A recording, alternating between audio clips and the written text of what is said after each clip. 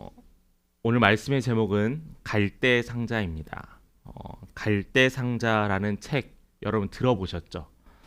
많이 들어보셨고 또 간증도 많이 접하셨을 거라고 생각을 합니다. 좀 오래 전에 발간된 책의 내용이에요. 이 책의 내용은 우리가 잘 아는 포항에 있는 기독교 학교 바로 한동대를 배경으로 쓰여진 책이기도 합니다. 이 책은 한동대 총장이었던 김영길, 김영애 부부가 하나님께 위탁받고 하나님께 쓰임받았던 이 한동대를 어떻게 세워나가고 또한 성장시키는가에 관한 하나님의 섭리에 관한 기록들이었습니다. 이 책에서도 기록하고 있지만은 이 당시에 이것은 무모한 도전이었었고요. 또한 학교 출범에서부터 또한 대학이라는 하나님의 대학이라는 정체성을 가지고 수많은 사람들의 공격과 소송에 맞서 싸웠던 이 두 부부의 간증의 이야기이기도 합니다. 뿐만 아니라 하나님의 이야기이기도 하죠. 이 저자가 이런 이야기를 했어요. 고난 가운데 역사하시는 하나님은 고난 가운데 역사하시는 하나님의 섭리를 깨달았을 때 은혜에 감격해서 이 책을 써 내려가기 시작했다라고 했습니다. 하나님은 그런 분이세요. 하나님은요, 이러한 이 두 부부에게 또 하나님의 대학에 또한 우리의 삶에 구체적으로 개입하시고 인도하시고 또 그것은 모든 하나님의 섭리라는 것으로 포괄되어지기도 합니다. 이 책을 읽다 보면 개인의 삶에 임재하시는 하나님이 놀랍기도 합니다. 하나님께서 어떻게 그 개개인들을 어떻게 적재적소에 배치하시고 하나님께서 어떻게 사용하신지에 대해서 보면은 하나님께서 하나님의 일을 이렇게 이루어가기도 하시는구나라고 우리가 도전받을 수도 있어요. 그런데 이 책을 통해서 여러분들에게 이야기하고 싶은 것은 하나님의 일을 이루시는 것은 하나님께서 사용하시는 사람은 특정한 몇 사람의 이야기가 아니라는 겁니다. 그게 우리들의 이야기, 또한 여러분들의 이야기, 또한 우리들의 자녀들의 이야기가 바로 하나님의 이야기가 될 수 있다는 거예요. 어린아이를 통해서도 나이가 지긋한 어르신들을 통해서도 하나님이 하시면 가능하다라는 겁니다. 이게 놀라운 고백이에요. 하나님이 하시면 가능하다라는 거예요. 오늘 말씀을 통해서 우리 모든 성도님들이 하나님이 우리를 통해 하시면 가능하다라는 이 믿음의 고백이 동일하게 임재하기를 간절히 기도하도록 하겠습니다. 그러기 위해서 우리는 먼저 해야 될 게 있는데 구해야 돼요. 당연히 하나님께 기도로 구해야 됩니다. 첫 번째로 그 구하는데 무엇을 구해야 되냐면은 하나님을 바라보게 하옵소서라고 구해야 됩니다. 여러분, 세상에 우연이라는 게 있을까요? 제가 얼마 전에도 설교 시간에 이야기를 했지만은 믿는 자들에게는 우연이라는 건 존재하지 않습니다. 운이 좋아서 나는 행운아야 라는 말은 존재하지 않아요. 왜냐하면 우리의 삶의 주관자는 하나님이시기 때문에 우리가 어떻게 길 가다가 돈을 줍는 것이 그런 운이 아니라 하나님께서 우리를 향하여서 계획을 세우시고 인도하신다라는 분명한 고백이 있어야 한다는 거죠. 그것을 우리는 신학적으로 뭐라고 이야기하냐면은 초반부에도 얘기했죠. 하나님의 섭리라고 합니다. 섭리. 우리가 계속 오늘이 세 번째 시간인데 이스라엘 백성이 점점 번성하여서 애굽의 바로 왕이 두려워하여 그들을 억압하고 또한 노동에 그들을 짓누르게 됩니다. 그걸 했는데도 불구하고 이스라엘 백성들이 번성하여서 우리 지난 시간에 나눴던 게 바로 남자아이들을 태어나면은 바로 보고하라고 했던 거였죠. 그것도 이루어지지 않자 바로 어떻게 했죠? 나일강에 던져버리라라고 했습니다. 그러한 위험한 격변의 시기, 그 시기에 바로 하나님의 지팡이였던 모세가 태어나게 돼요. 모세의 어머니는 요게벳이었습니다. 아버지는 아므람이었고요. 아므람과 요게벳의 이 셋째로 태어난 게 바로 모세였습니다. 첫째는 바로 아론이었고요. 그 당시에 첫째였던 딸의 미리암이 있었습니다. 우리가 잘 아는, 우리가 지금은 그의 이름을 모세라고 부르지만은 당시에는 우리가 오늘 본문의 말씀에서도 보지만은 모세라 칭하지 않고 그라고 칭하고 있어요. 그라고 칭했다라는 말의 뜻은 뭐냐면은 이름이 없었다라는 뜻이에요. 아이가 태어나기 전부터 태명도 정하고 또한 이 아이가 태어나기 전부터 아이의 이름을 정하는 것처럼 부모의 기대감이 얼마나 있겠습니까? 근데 이 기대감이 아이가 태어났는데도 불구하고 기대감을 가질 수 없는 상황이라는 거예요. 아이가 언제 죽을지 모릅니다. 아이가 언제 잡힐지 모르고요. 그런 두려움 가운데 모세가 태어났고 시간이 무려 3개월의 시간이 지났다라고 이야기했어요. 여차여차해서 그래도 모세가 3개월 동안은 태어나서 3개월 동안은 잘 숨기고 사람들 눈에 들키지 않았지만은 3개월째가 됐더니 그러니까 아마 100일 정도가 됐겠죠. 아이의 소리가 또한 아이를 더 이상 숨길 수 없는 상황이 되었다라는 겁니다. 어미라면 부모라면 아이가 소리를 지르고 아이가 소리를 내고 아이가 기어가면서 얼마나 기뻐했겠어요. 사람들한테 자랑하고 싶었겠어요. 그런데 이 모세의 부모는 자랑할 수 없었습니다. 자랑하거나 기뻐하면은 죽을 수밖에 없었기 때문이었죠.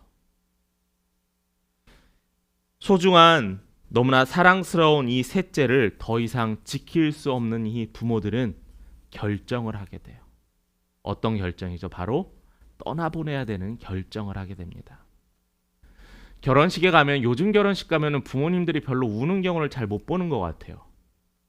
근데 예전에 제가 결혼할 때만 해도 부모님들 중에서 꼭 우시는 분들이 계셨습니다. 딸을 떠나보내며 아들을 떠나보내며 그 떠나보내는 마음에 왠지 다시는 못 보고 더 이상 이제 나의 품의 자녀가 아닐 것 같다는 생각에 눈물을 흘리기도 합니다. 그런데 자주 볼 수 있잖아요. 자주 연락할 수 있잖아요.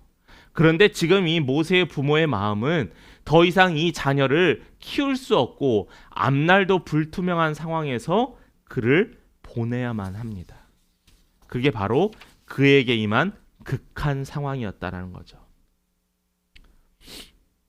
출애굽기의 이야기를 통해서 자주 이야기를 하겠지만은 극한 절망에 처했을 때 우리는 사람들은 어떤 질문을 하죠? 과연 하나님은 살아계신가? 혹시 나는 버림받은 존재가 아닌가? 혹시 나는 죄로 인하여서 하나님이 나를 외면하시는 건 아닌가라는 가지각색의 생각이 들 때가 있습니다. 극한 상황만이 아니에요. 잠시 몸에 약간의 상처만 났는데도 나는 거기에 대해서 벌벌 길 때가 있어요. 왜 나는 되는 것이 없을까? 왜 나만 이렇게 힘든 일을 경험하는 것일까? 왜 우리만 이렇게 고통 가운데 있는 것일까? 그러다 보니 하나님, 저는 하나님의 말씀대로 살았는데 노력했는데 왜 하나님은 나를 외면하십니까? 라고 하는 근원적인 질문에까지 돌아가게 됩니다.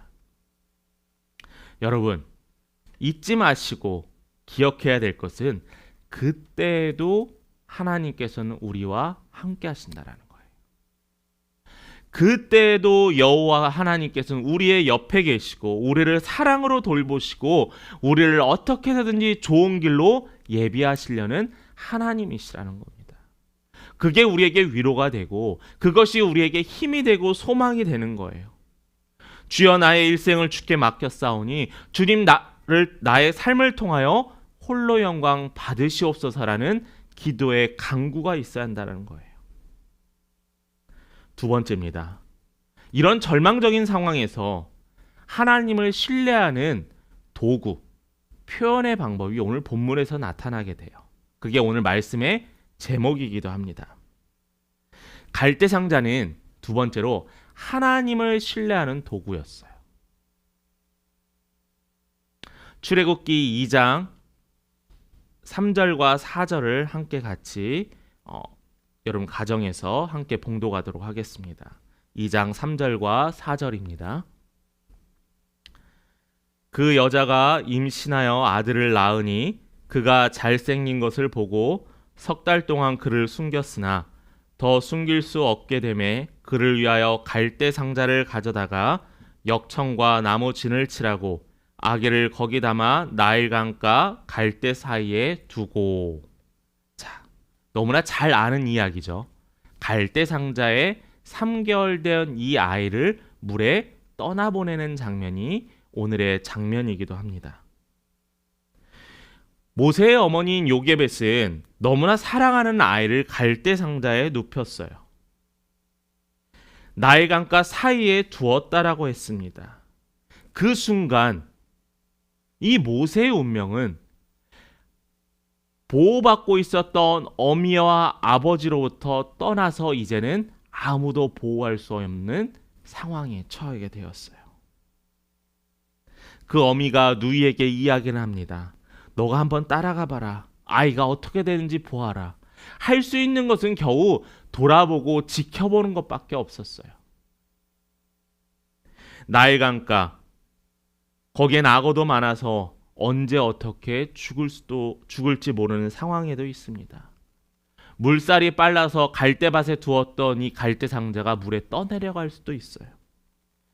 아니면 이 갈대 상자가 뒤엎어져서 이 모세가 죽을 수도 있습니다. 그런 절체절명의 상황에서 유일하게 할 수 있는 것은 바라볼 수밖에 없었다라는 거예요. 혹시 하는 마음에 어떤 히브리 사람이 이스라엘 민족이 발견하더라도 부모도 못 보호하고 못 구하는데 어떻게 그들이 목숨을 걸고 모세를 보호할 수 있겠어요? 그냥 그들은 아이를 흘려보내야만 했습니다. 자신이 어쩔 수 없이 흘려보내야 했던 이 운명 앞에서 이 요게벳은 어떤 마음이었을까요? 3절 여러분 보시도록 하겠습니다. 요게벳이 아이를 담은 것이 뭐라고 했죠? 상자라고 했어요. 여기서 말하는 상자를 우리가 창세기에 나타나 있는 한 특별한 하나님의 예비하심을 비교해 볼 수 있어요. 뭐냐면은 노아의 방주입니다. 노아의 방주도 물속에서 보호하셨고 하나님의 임재하셨고 하나님이 보호하기 위하여서 노아와 그의 가족들을 그곳에 거하게 하셨다라는 거예요. 그러면은 모세를 놓게 되었던 이 갈대 상자는 단순히 아이를 놓게 되는 상자가 아니라는 겁니다. 이 단어가 모세의 갈대 상자라는 이 히브리 단어가 노아의 방주에 사용되는 이 단어와 똑같다라는 거예요. 그렇다면 그 의미는 하나님께서 보호하시고 예비하신 장소라는 겁니다. 부모가 보기에는 불안하고 걱정되어서 딸인 미리암을 보냈지만은 하나님께서는 이것이 안전하고 보호받는 곳이라는 거예요. 상징적인 단어입니다. 노아를 보호해 주셨던 방주, 모세를 보호해 주실 상자, 이것은 그냥 하는 말이 아닌 하나님의 보호하심이라는 겁니다. 또한 말씀에 이러한 이야기가 나와요. 노아가 방주를 물에 띄우기 위해서 물이 나무에 스며들지 않기 위해서 역청을 바르는데 요게벳이 이 모세가 있는 이 갈대 상자에 역청을 동일하게 바릅니다. 이 단어를 통해서 우리가 그녀의 믿음을 살펴볼 수 있어요. 단순히 상황에 떠맡겨서 운에 맡겨서 아이가 살아나는 것을 기대했던 게 아니라 그 아이가 살아날 것을 확신하고 믿었기 때문에 역청을 발라 흘려보냈다라는 거예요. 아유, 될 대로 되라지. 내가 더 이상 어떻게 할 수가 없어라는 마음으로 흘려보냈던 게 아니라 준비하고 그 상자를 통하여서 하나님께서 보호하실 것을 확신했던 요게벳의 믿음을 우리는 분명하게 살펴볼 수 있다라는 겁니다. 그래서 오히려 믿음으로 이 아이를 흘려보내는 요게벳의 믿음을 살펴볼 수 있어요. 운이 아닌 믿음으로 하나님께 모세를 맡겼습니다. 우리 말씀을 같이 하나 읽어보겠습니다. 5절부터 7절까지 말씀인데요. 5절부터 7절의 말씀입니다. 함께 읽겠습니다. 바로의 딸이 목욕하러 나일강으로 내려오고 시녀들은 나일강가를 거닐 때 그가 갈대 사이의 상자를 보고 시녀를 보내어 가져다가 열고 그 아기를 보니 아기가 우는지라 그가 그를 불쌍히 여겨 이르되 이는 히브리 사람의 아기로다. 그의 누이가 바로의 딸에게 이르되 내가 가서 당신을 위하여 히브리 여인 중에서 유모를 불러다가 이 아이에게 젖을 먹이게 하리이까. 자, 두 번째 극적인 장면, 우리가 너무나 잘 아는 장면. 목욕을 하러 온 바로의 딸이 그것을 보게 되었다라고 했어요. 바로의 시녀가 그 상자를 가져오고 그 아이의 외모를 보니 히브리인의 아이였음에도 불구하고 불쌍히 여겼다라는 거예요. 그냥 아이가 어리고 잘생겨 보여서 불쌍히 여겼다라는 게 아니에요. 이 바로의 공주도 분명하게 그녀가 결정하고 선택해야 되는 상황이 있습니다. 뭐냐면은 아빠인 바로 왕이 지금 얼마만큼 애쓰고 힘쓰고 있는데 무엇을 위하여? 바로 이스라엘 백성들을 억압하고 누르기 위해 힘쓰고 있는데 자신이 아버지의 뜻을 역행하여서 그 아이를 자신이 키우고 돌본다라고 하면은 분명히 아버지의 불호령이 떨어졌을 거예요. 왕의 명령에 앞장서서 왕을 보호하고 아버지를 보호해야 될 이 공주가 그 명령에 정면으로 도전하는 상황이 되게 되었습니다. 더욱이 말도 안 되는 상황이요. 하나님의 섭리가 뭐냐면은 이 틈을 타서 누가 나타나죠? 바로 모세의 누나인 미리암이 나타나게 됩니다. 3개월밖에 안 되는 이 어린 아이를 키우기 위해서는 젖을 먹이고 돌보아야 될 유모가 필요한데 그 유모를 자신의 어미를 소개할 것이다라고 마음먹게 되는 거죠. 그냥 간단한 이 하나의 역사가 아니라 이 안에서는 곳곳이 하나님의 섭리가 드러나게 돼요. 역청을 바르고 믿음을 갖게 되고 또한 미리암이 따라가게 되고 시녀가 보게 되고 당시 미리암을 통해서 지혜가 있게 했던 모든 이 상황의 것들은 우연이 아닌 하나님의 섭리였다라는 거예요.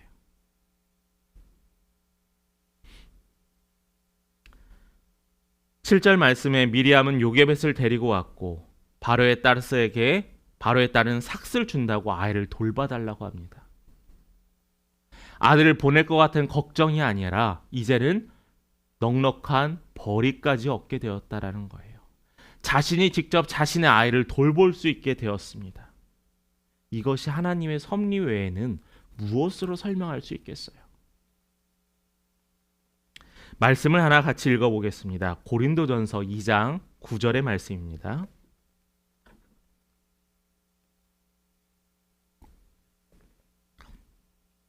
한 목소리 같이 읽겠습니다.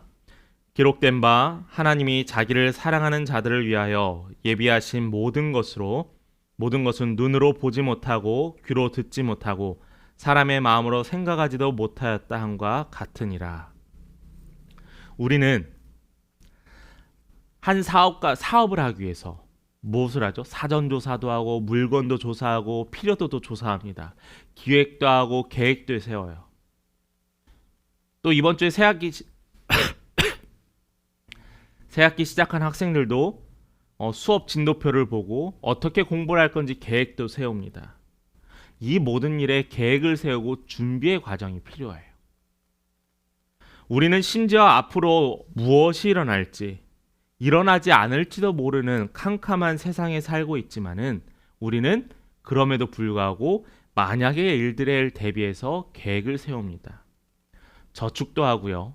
적금도 들고요. 또한 보험을 들기도 합니다. 여러 가지 대비를 해요. 그런데 여러분, 아무리 우리가 준비를 해도 그 딱 상황이 당하면은 당황하게 되고 절망하게 됩니다. 그런데 이 세상에 제일 확실한 대비가 있다라는 거예요. 그 대비가 뭐냐면은 하나님께서 우리에게 계획하실 수 있도록 열어놓는 겁니다. 성경에서는 이렇게 이야기합니다. 어떠한 준비보다 비교할 수 없는 완벽한 준비는 뭐냐면은 하나님께서 계획하시고 예비하시는 분이심을 믿는 거예요. 성경은 수많은 구절에서 하나님께서 계획하시고 예비하시는 분이심을 증거하고 있습니다. 하나님께서는 아무런 계획 없이 즉각적으로 그냥 즉석으로 무엇을 이루실 수 있는 전능하신 분이에요. 그럼에도 하나님께서 계획하시는 것은 무엇이냐면은 하나님께서는 우리와 함께 하시기 위해서 계획하시는 거예요. 하나님 혼자 하셔도 돼요. 하나님 혼자 인도하셔도 돼요. 하나님 혼자 모든 걸 계획하시고 이끄셔도 돼요. 그럼에도 불구하고 하나님께서는 우리의 사람들과 함께 같이 이야기하고 대화 나누고 이루실 것을 소망하는 마음을 하나님은 품고 계시다라는 거예요. 하나님께서는 우리의 삶을 통한 계획과 목적을 갖고 계십니다. 비록 현재 우리에게 필요한 것은 어떠한 어려운 일이 있을지라도 하나님의 뜻 안에 거해야 돼요. 하나님의 뜻을 찾아야 돼요. 하나님의 계획과 목적과 섭리에 우리의 삶을 내어 맡겨야 합니다. 그 이후에 저축도 하고 적금도 들고 계획도 세우고 준비도 하는 거예요. 우리는 근데 이 순서가 바뀌었어요. 다 하고 나서 안 됐을 때 하나님을 찾습니다. 하나님, 내가 이 정도 준비했으니까 하나님 이렇게 해주세요라고 합니다. 이건 분명히 잘못된 거예요. 하나님 이렇게 하겠습니다. 하나님 이렇게 하게 해주세요. 지혜를 주세요라고 구한 이후에 하나님 저에게 힘을 주세요 하면서 준비해 가는 겁니다. 이것만큼 확실하고 완벽한 방법은 없다라는 거예요. 저는 여러분들의 삶에서 이러한 실수가 동일하게 발생되지 않기를 바랍니다. 돌아가지 마세요. 하나님은 우리를 위해서 탄탄대로를 만들어 놓으셨는데 우리는 계속 주위를 둘러보면서 다른 길로 가보려고 해요. 어떤 길이 빠를까? 어떤 길이 더 좋은 길일까? 그러나 여러분, 완벽하고 최고의 길은 하나님이 예비하신 길이라는 겁니다. 또 하나 기억해야 될 것이 있습니다. 바로 세 번째인데, 우리는 계획하시고 준비하시는 하나님을 향해서 우리의 삶을 흘려보낼 수 있어야 하는 거예요. 계속 연관되는 이야기이기도 하지만은 다시 한번 간단하게 말하면은 비워내야 한다는 겁니다. 비워내야 되는 거. 여러분 대장 내시경 해보셨죠? 요즘 많이 약이 좋아졌는데 제가 맨 처음 대장 내시경 했던 지가 한 9년, 10년 됐던 것 같아요. 그때는 정말 지금도 마찬가지겠지만은 약이 너무나 거북했고 밤새 화장실 갔었습니다. 근데 왜 그랬죠? 비워내기 위해서라는 거예요. 우리의 삶에서도요, 하나님을 만나기 위해서, 하나님의 계획을 발견하기 위해서는 철저하게 비워내야 돼요. 내가 조금이라도 쥐고 있는 것, 내가 조금이라도 관심 갖고 놓지 못하는 것들을 과감하게 비워내야 돼요. 비워내지 못하면은 우리는 계속 잘못된 결과를 낳을 수밖에 없다라는 겁니다. 누구나 인생의 어떤 순간에 소중한 것을 지킬 수 없어서 흘려보내야 될 때가 있어요. 바로 그때 믿음과 신뢰로 그것을 하나님께 흘려보내야만 합니다. 미니멀 라이프 많이 들어보셨죠? 여러분들 중에 그렇게 살아가고 계신 분들도 있을 거라고 생각을 합니다. 미니멀 라이프란 불필요한 것을 없애는 거예요. 다 그러진 않겠죠. 우리 부모님들 댁 가면은 정말 10년 전, 20년 전 있었던 물건 쌓아놓으신 분들 많습니다. 그러다가 이사를 가거나 특별한 일이 있을 때 보면 아유, 이게 여기에 있었어 라고 생각들을 해요. 여러분, 많은 사람들이 이러한 미니멀 라이프의 삶의 방식을 추구하면서 쓸모없는 물건들을 정리합니다. 저는 신앙에서도 이 미니멀 라이프가 분명히 필요하다라는 거예요. 우리가 모든 것을 다 껴안고 갈 수는 없습니다. 이건 욕심이에요. 이것은 오히려 죄가 될 수 있어요.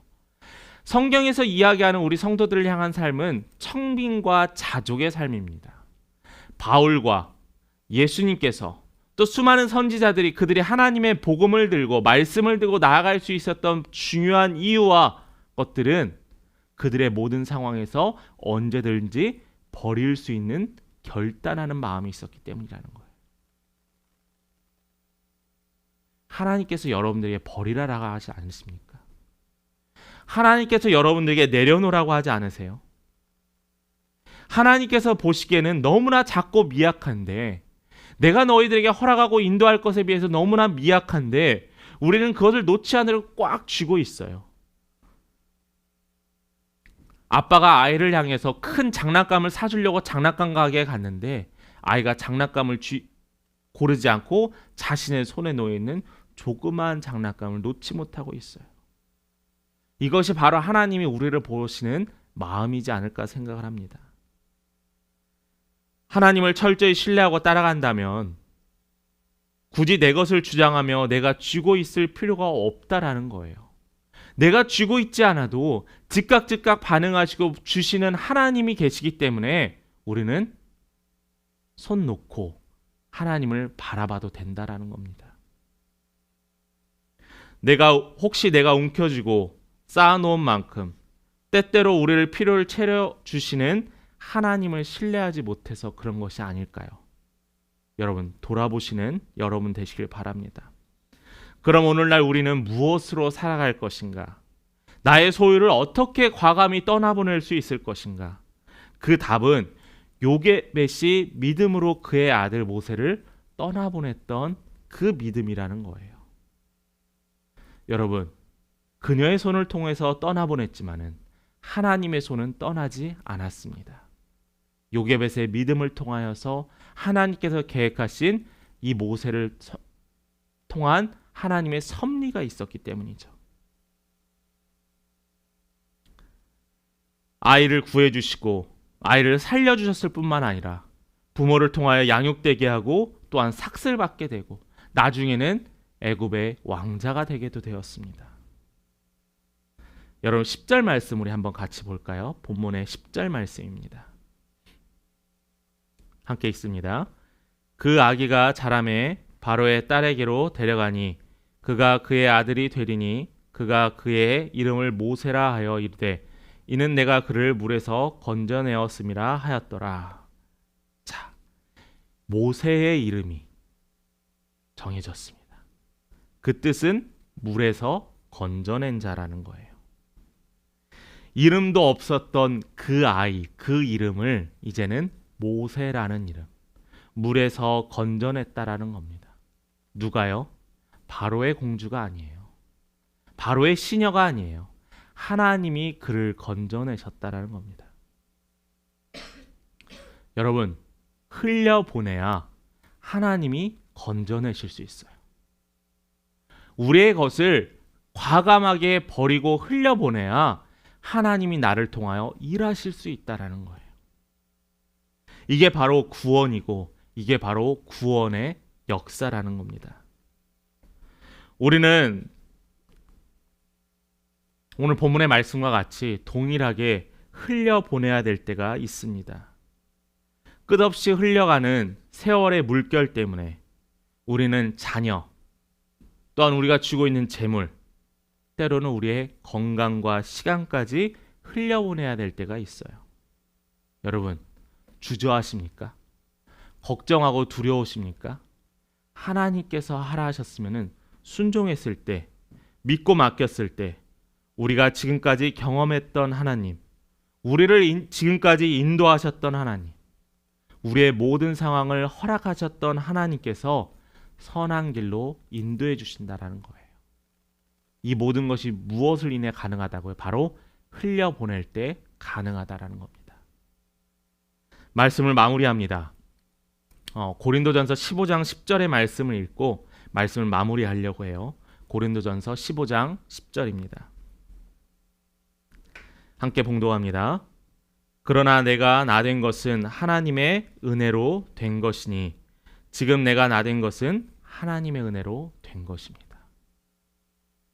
지금 내가 이 자리에 설 수 있는 것도, 이 김순규가 이 강단에 설 수 있는 것도, 우리 성도님들이 여러분들의 가정에 설 수 있는 것도 이 모든 것이 하나님의 은혜입니다. 여러분이 지금 여기 앉아 있는 것이, 제가 여기 서 있는 것이 하나님의 은혜로 되었다라고 해요. 하나님께서는 우리를 향해서 좋은 것을 예비해 두십니다. 그것이 때로는 어렵고 힘들지라도, 때로는 이상한 사람들이 나를 향하여 손가락질 할지라도, 우리의 모든 상황이 나를 어렵게 할지라도 하나님께서는 우리를 위해 가장 좋은 것을 예비해 주고 계신다라는 거예요.